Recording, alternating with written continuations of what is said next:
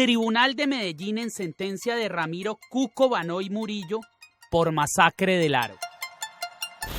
Acaben el pueblo, borren el pueblo, dijo el aludido Villalba Hernández. Estas fueron las palabras que le escuchó decir al otrora gobernador de manera directa en el citado encuentro. Adicionalmente, indicó que posterior a la incursión armada, concretamente en una reunión con los paramilitares a principios de noviembre de 1997, el aludido Uribe Vélez, en compañía de otros jefes paramilitares, felicitó directamente a los perpetuadores por los resultados obtenidos en la luctuosa acción.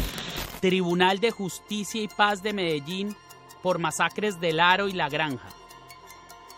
Álvaro Uribe Vélez está detrás de las omisiones en las masacres del Aro, de la cual fue informada la gobernación a su cargo desde su comienzo y que no se le pudo ocultar por la gravedad de la situación, a cuya comunidad no le brindó apoyo durante 7 días y cuyas denuncias desmintió luego, pero que eran ciertas y que él tenía cómo y por qué saberlo. Tribunal de Antioquia por el crimen de Jesús María Valle. Los homicidios selectivos fueron aumentando, insistimos, con la ayuda de las Fuerzas Armadas, de Policía, Departamento Administrativo de Seguridad DAS, Gobernación de Antioquia, las convivir de ese sector y las familias influyentes de la región.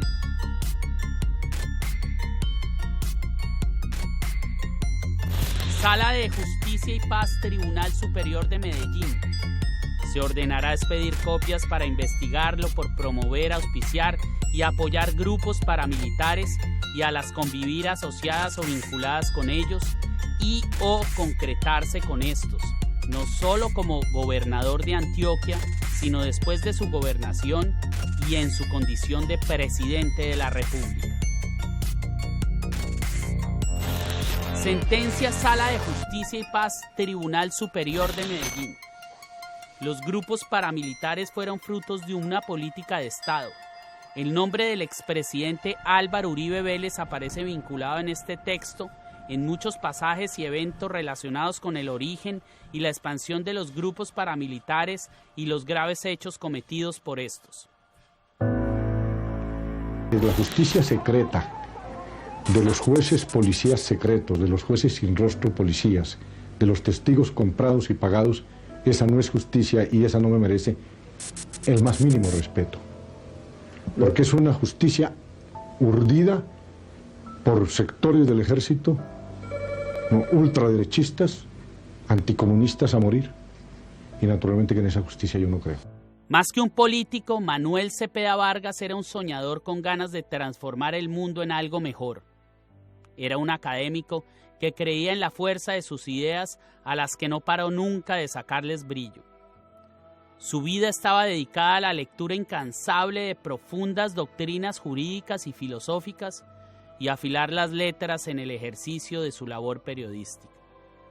Escribía bellos poemas y también pintaba. Era uno de esos seres que en la vida caminaba más con el alma que con las piernas. Fue dirigente sindical y director de una importante revista. Cuando lo asesinaron, ya era senador. Acababa de salir afanado de su casa, ubicada en un barrio obrero al sur de Bogotá. Esa mañana iba a votar en el Congreso un proyecto de ley que pretendía disciplinar al Estado colombiano en materia de derechos humanos. Ese era el papá de Iván Cepeda, actual senador colombiano.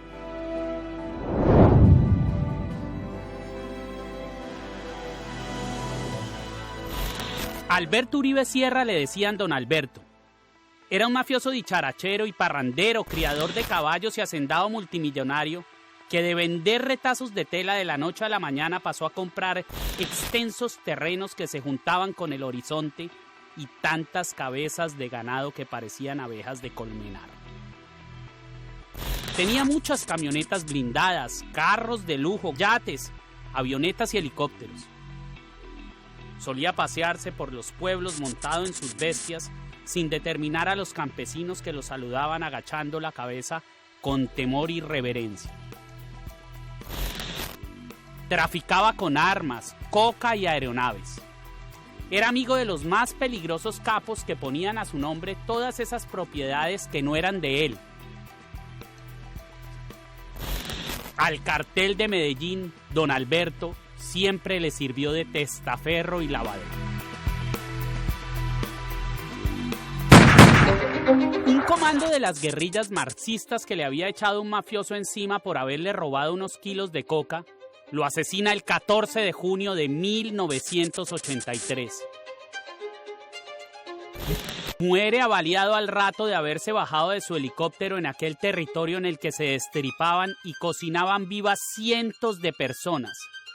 La hacienda Guacharacas, propiedad de los Uribe Vélez. Este era el papá del Matarife. Papá no lo mató la guerrilla, lo mató la mafia. Porque el papá... Yo fui muy amiga de Virginia Vallejo y ella me contó varias veces. ¿Qué le contó sobre el papá de Álvaro Uribe? Que Pablo Escobar le había dicho a ella que el papá de Uribe era testaferro de él y que por eso la familia del señor Uribe, padre de Álvaro Uribe, pues todos sus bienes no los pudieron heredar los hijos. Por eso Álvaro Uribe en ese entonces vivía en apartamento arrendado. Y es el único caso en que un asesinato es el helicóptero de Pablo Escobar que va a recoger el cadáver. No por una casualidad. Es decir, Pablo Escobar le dijo a Virginia Vallejo, y Virginia no me desmentirá, lo fue a recoger porque era su testaferro, su colaborador, y se sintió obligado a recoger el cadáver. ¡Partido de la Esperanza! ¡Somos! El 9 de agosto de 1994, el carro del papá de Iván Cepeda fue alcanzado por una LUP de Platón que cargaba a los sicarios que de una ráfaga acabarían con su vida. Iván iba en un bus camino a la universidad cuando en la ruta vio el carro avaliado en el que su padre yacía sin vida.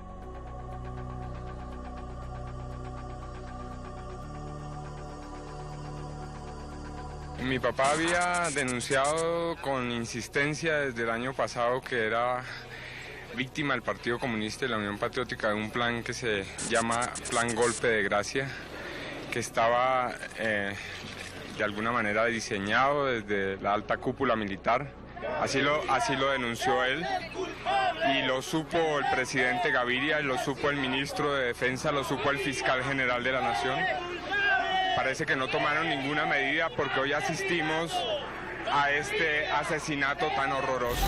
Para esa época, al hijo de don Alberto, Álvaro Uribe, le había rendido la existencia. Servía de enlace gubernamental del cartel de Medellín tras su exitoso paso como director de la Aerocivil, entidad en la que trabajó para Pablo Escobar, tramitando las licencias de vuelo de la flota de aeronaves que todos los días cruzaban el Atlántico, llevando los insumos requeridos para millones de narices norteamericanas. Acababa de fundar junto con su hermano el grupo paramilitar Los 12 Apóstoles y estaba por convertirse en el gobernador de Antioquia. Meses después, ya empoderado de la gobernación y tras darle vida a las tenebrosas Convivir, tomaría el control de la corporación genocida más cruel y devastadora del país, las Autodefensas Unidas de Colombia, AUC, cuyos miembros fundadores del paramilitarismo de extrema derecha, que luego vendrían a estar completamente subordinados al Matarife, fueron los que mataron a Manuel Cepeda. Sustrajo de las gobernaciones la facultad de otorgar estas personerías jurídicas, pero la reservó para el caso de que las fundaciones o corporaciones que se creen tengan entre su objetivo aquel de entrar a participar en la prestación de servicios de seguridad. Por eso la Gobernación de Antioquia ha considerado que mantiene la competencia para otorgar personería jurídica a este tipo de organizaciones. Ambos, Iván Cepeda y el Matarife, andarían sus vidas por senderos enmarañados y repletos de intersecciones que vendrían a finalizar dentro de los engranajes de un reloj. Cada quien tiene sus propias maneras de espantar los fantasmas. Mientras Álvaro Uribe se dedicaba a amedrentar el país a punta de masacres y asesinatos selectivos, generados desde el aparato organizado de poder que edificó como gobernador y presidente, Iván se dedicó a estudiar y a defender las víctimas que dejaba el descomunal mecanismo genocida ejecutor de la venganza del mentado mandatario. Se graduó de filósofo y en el exilio recibió su magíster en Derechos Humanos de la Universidad Francesa de Lyon.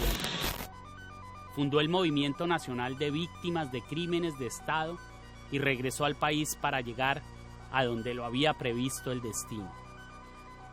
Iván Cepeda Castro, el hijo de Manuel y Gira, llega al Congreso de la República con una de las más altas votaciones y ocupa una curul en la Comisión de Derechos Humanos de la Cámara. Dentro de sus funciones como vicepresidente de la comisión, debe visitar las cárceles para verificar la situación de los presos. En el marco de esta labor, empieza a recibir las denuncias voluntarias y espontáneas que hacían varios de los reclusos que había dejado el paramilitarismo. Estos pronunciamientos exponían las relaciones directas existentes entre el expresidente Álvaro Uribe Vélez, el paramilitarismo y la masacradera estatal que en Colombia aún no se detiene. Estos testimonios son incorporados por Iván Cepeda a un par de debates públicos en el Congreso, en los que enfrenta al Matarife y lo desnuda como jefe supremo del narcoparamilitarismo en Colombia. Uribe reacciona diciendo que Cepeda estuvo de cárcel en cárcel buscando y comprando testigos en su contra, y para fundamentar esta falsedad aporta algunos contratestimonios mentirosos en cartas a mano, escritas por terceros y firmadas por algunos de los testigos entrevistados por Cepeda, que a su vez acusaban al joven congresista de haberlos sobornado con falsas promesas para que declararan mentiras en contra del expresidente. La Corte inició una investigación en contra de Cepeda por estos hechos. Evaluó los testimonios, juntó pruebas, videos e interceptaciones telefónicas. Recibió nuevas declaraciones y concluyó que Iván siempre había dicho la verdad. Que los testigos en contra de Uribe, cuando declararon ante Cepeda acusando al Matarife de mafioso y paraco, no mintieron. Y que Lampón había sido ese expresidente que expectoraba coca y sangre cada vez que tosía. Fue él quien corrompió, amenazó y manipuló a todos esos testigos que firmaron cartas atentando en contra de la integridad del defensor de derechos humanos. Aquel resultó ser el único crimen que le ha generado algo de estrés a este asesino serial que no para de matar. El cartel de falsos testigos, la dependencia de su empresa criminal que montó para callar los gritos de los millares de muertos que en Colombia, a lo largo de 30 años, han quedado enterrados en fosas comunes, pálidos y gélidos ante los forenses de medicina legal, recogidos en trozos después de las torturas y transportados como si salieran de un matadero tras las masacres. El Matarife le habla al país de frente y sin ambajes. Para él, los miles de cadáveres que dejó su paso por la gobernación y la presidencia han sido buenos muertos que han de pagar el precio por el asesinato de ese padre mafioso al que ultimó la guerrilla por encargo del capo Rodríguez Gallo.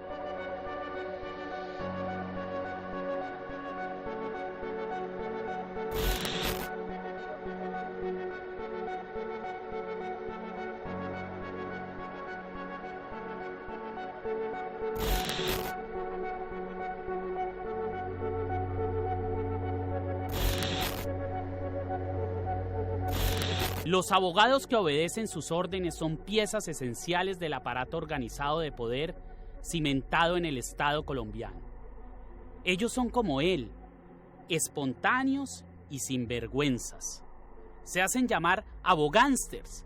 Además de Uribe, todos defienden mafiosos y paramilitares. Afirman presuntuosos en diferentes medios que la ética no tiene por qué estar ensuciando el derecho. Todos andan por el mundo como miserables narcos vagabundos con pesados relojes de oro en las muñecas, rodeados de escoltas y trepados en lujosos jets que son su firma personal para las redes sociales.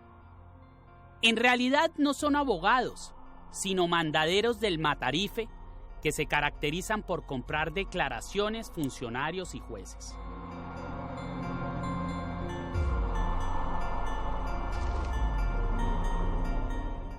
Uno de ellos actualmente es investigado por lavado de activos en los Estados Unidos y otro fue acusado de violar a su propia hija.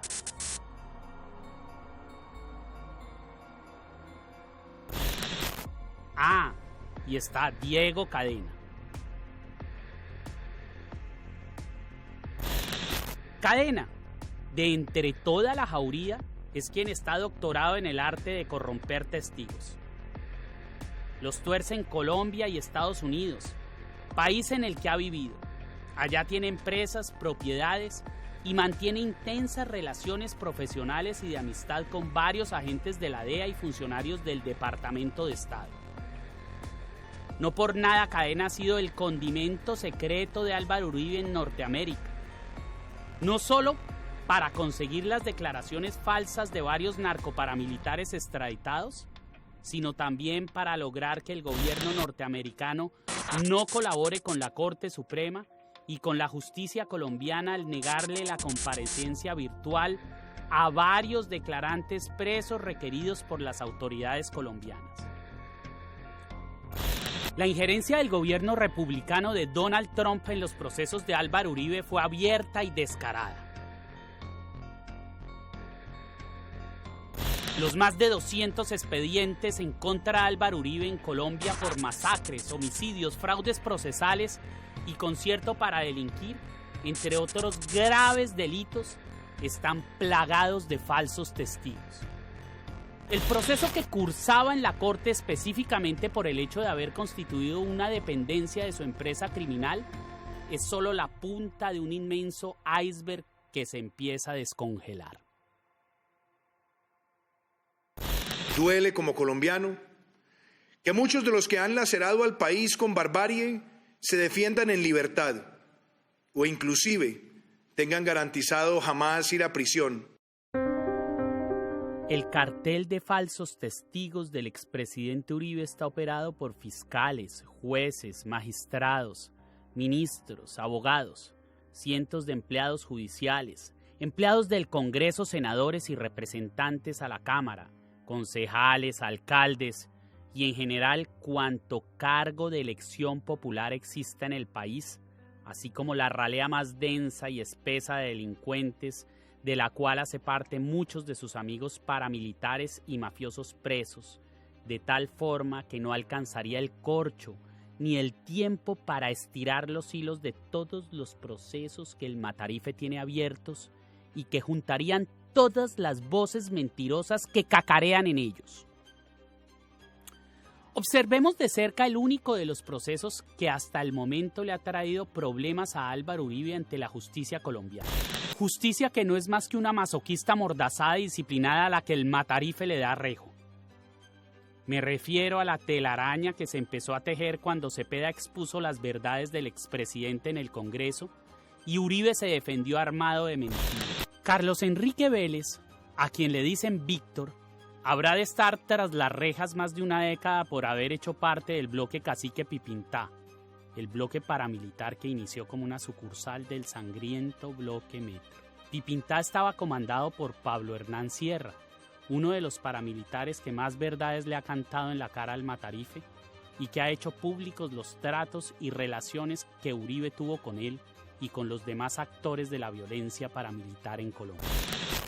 Vélez declara que Iván Cepeda lo había intentado sobornar ofreciéndole beneficios, sin saber que la corte le tenía chuzado el teléfono al que le entró una llamada de Eurice Cortés Velasco, alias Diana, una recolectora de testimonios falsos perteneciente a la organización criminal del Matarife. Eurídice había sido reclutada hacía más de 20 años en las autodefensas por Iván Roberto Duque, alias Ernesto Báez, excomandante paramilitar quien tuvo a Álvaro Uribe como amigo de la causa antisubversiva y a quien el Matarife no fue capaz de venderle a Bush cuando extraditó a Don Berna, a Mancuso y a Jorge 40. La mujer fue contratada por Cadena para que buscara en las cárceles ex paramilitares dispuestos a decir mentiras a favor del expresidente y que también estuvieran dispuestos a recibir dinero por contradecir los testimonios de Pablo Hernán Sierra y Juan Guillermo Monsalve, principales testigos en contra del Matarife.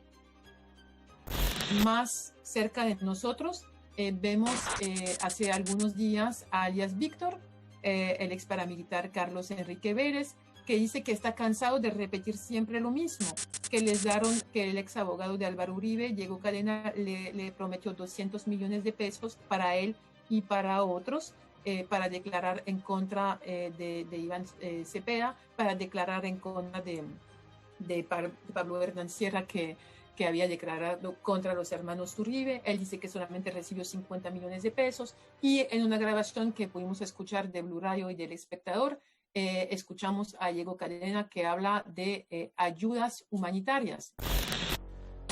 La Corte escuchó en la interceptación telefónica a Carlos Enrique Vélez, en la que confesó que iba a declarar a cambio de 200 millones de pesos, de los cuales Cadena alcanzó a pagarle 40.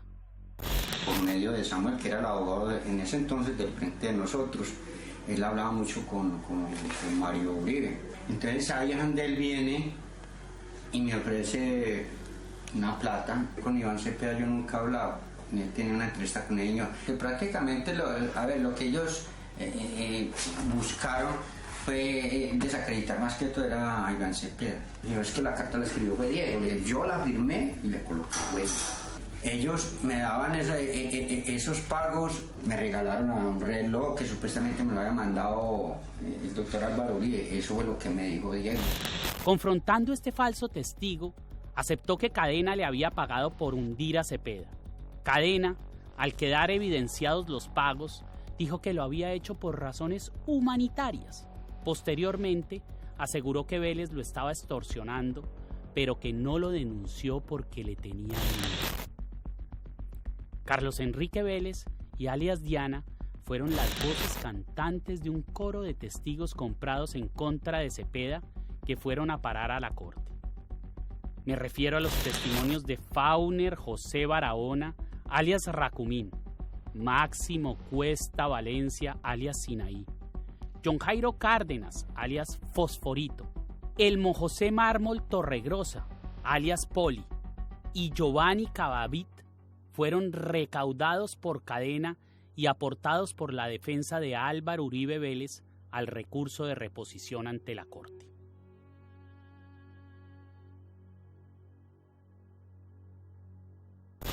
En la recolección de varias de estas declaraciones falaces participó un antiguo asistente del Matarife, Fabián Arturo Rojas Puerta, quien bajo juramento declaró que se reunió con Cadena, el director de la cárcel de Cómbita, y su asistente Ángela López para cuadrar el ilícito del que terminaron saliendo algunas de las cartas allegadas a la corte, que, según él, fueron escritas por Cadena y López y firmadas por los reclusos.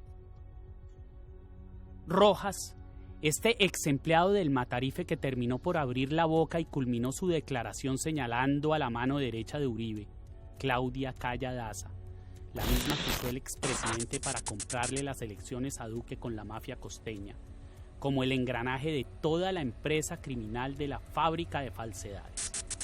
Precisamente ella, la Calla, se reúne con Cadena, recibe las cartas y se las entrega argolladas el día de la declaración al expresidente. En el expediente de Álvaro Uribe reposa la declaración del buen muerto Carlos Areiza en contra de Cepeda. En una de esas cartas maquilladas, Areiza decía que Iván Cepeda le había ofrecido plata por declarar en contra de políticos del Centro Democrático. Posteriormente, Areiza aclara de viva voz y bajo juramento que nunca escribió esa carta. ¿Usted escribió esa carta voluntariamente? No, yo firmé 2 hojas en blanco a la persona que me visitó y esas 2 hojas eran una prueba de confianza para no terminar yo muerto después. Que fue amenazado para que firmara 2 hojas en blanco por el abogado neonazi Jaime Arturo Restrepo, quien en redes se autodenomina El Patriota, adorador del Matarife, militante activo del Centro Democrático y uno de los promotores de la violencia paramilitar en Colombia, a quien, de acuerdo con una sentencia del Tribunal de Justicia y Paz de Medellín, las autodefensas bautizaron con el alias de Samuel, y quien está implicado como autor intelectual de homicidios y torturas. No pude hablar con el señor José Luis Gaviria, pero sí encargaron a una persona que me visitara, que era el abogado Jaime Restrepo. ¿No? Yo vengo en representación de las personas a las que usted llamó. Ya, si usted nos quiere dar una muestra de confianza, fírmeme las hojas y listo, ya yo miro a ver qué hago con eso. El Patriota llegó a la cárcel por órdenes de José Obdulio Gaviria, primo de Pablo Escobar y escudero ancestral del Matarife, a quien acompañó en el Senado.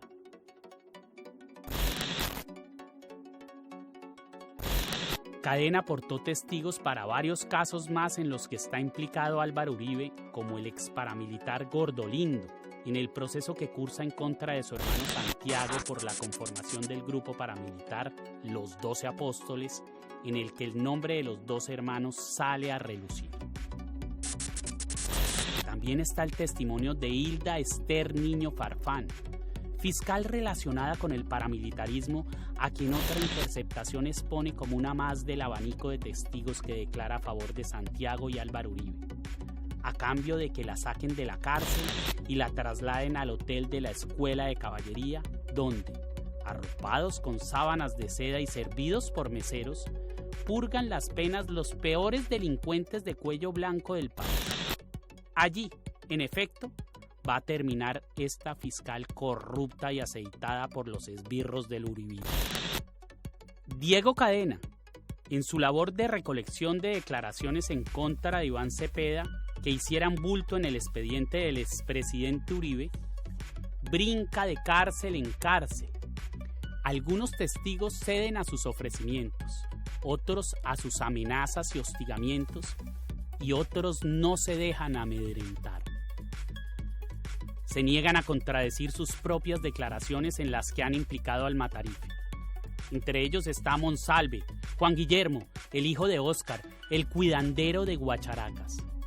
El mismo hombre al que fue a visitar Cadena a la cárcel en compañía de Jaime Lombana, el abogado de Álvaro Uribe investigado por lavado de activos en los Estados Unidos. Monsalve había acusado a Álvaro Uribe Vélez de ser el creador y patrocinador del Bloque Metro. El abogado pretendía sobornar al recluso para que cambiara el testimonio que ya había rendido ante la corte. Es decir, Monsalve era otro de aquellos testigos al que el abogánster pretendía comprarle sus mentiras. La única diferencia es que Monsalve llevaba en la muñeca un reloj. un reloj que no dejaba de mirar a Cadena cuando le habló. Yo digo eso, pero lo que yo digo es preciso de ningún si no, yo vengo mañana, si mañana a la primera hora se hace recurso.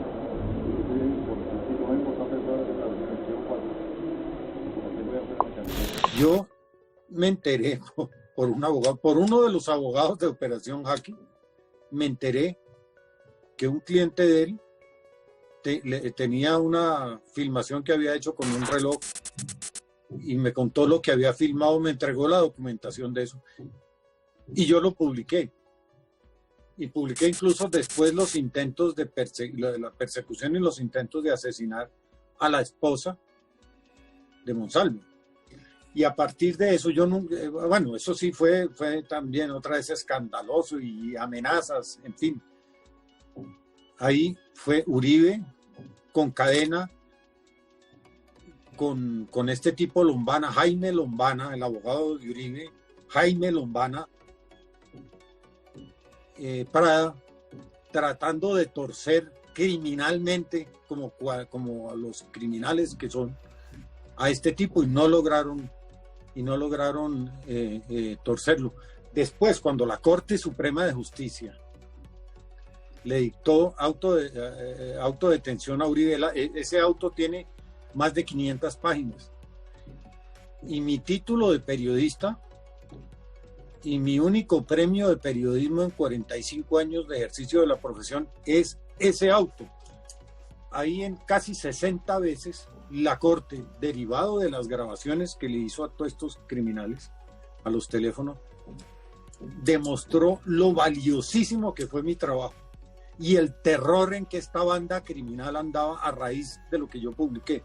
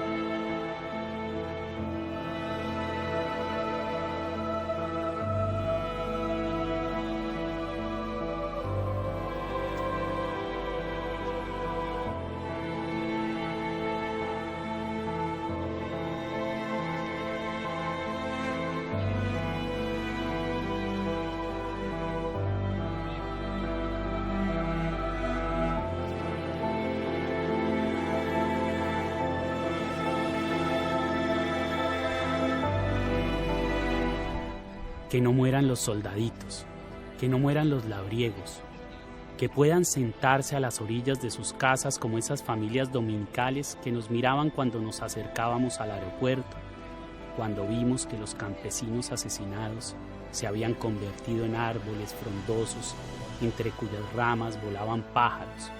Se oía subir el calor eterno de la tierra y para defenderse de la noche sonaba una canción de amor entre el verdor valiente y alegre de las bananeras. Manuel Cepeda.